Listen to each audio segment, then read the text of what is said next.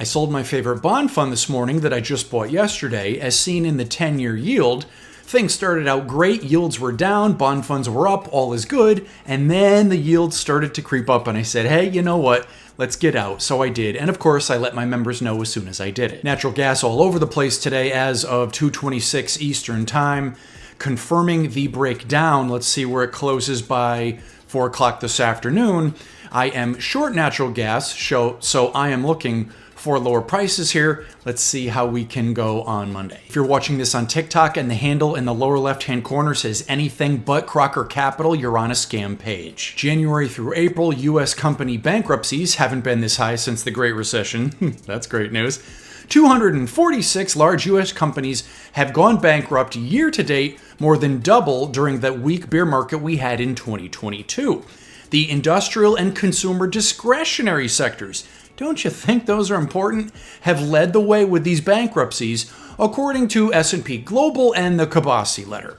The bankruptcies, they say, are just getting started here, but by all means, continue to buy into the bear market rally. Speaking of bear market rally, S&P 500 up on the day today. That's wonderful because I will just make the short positions that I could enter next week even that much cheaper.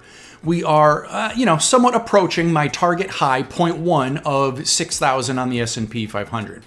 I then say we can come down to 0.2, my first target low at 57.20. I think then we can have a little dead cat bounce up to 0.3, up to about a target high of 58.65, before coming down again to 0.4, my second target low of 56.10. Again, 56.10 is not my bear market low. It is merely my target low after some up and down here. I actually have a few people that are legit mad at me for calling this a bear market rally. Could mean the bear market rally is pretty close to being over. I didn't want to, but yesterday morning I closed my remaining few short positions that I did have, and yes, absolutely sold them at a loss, but I wasn't willing anymore to take that hit on the time premium that I was beginning to take, so I got out. I very well could get back into some short positions next week. As I shared with you yesterday, my immediate severity of this bear market has changed. I no longer think it's just boom, nasty down, and everybody's crying. I think now we do a slower chop down, which will make trading more difficult because you'll be trading, I think, in these little tighter ranges.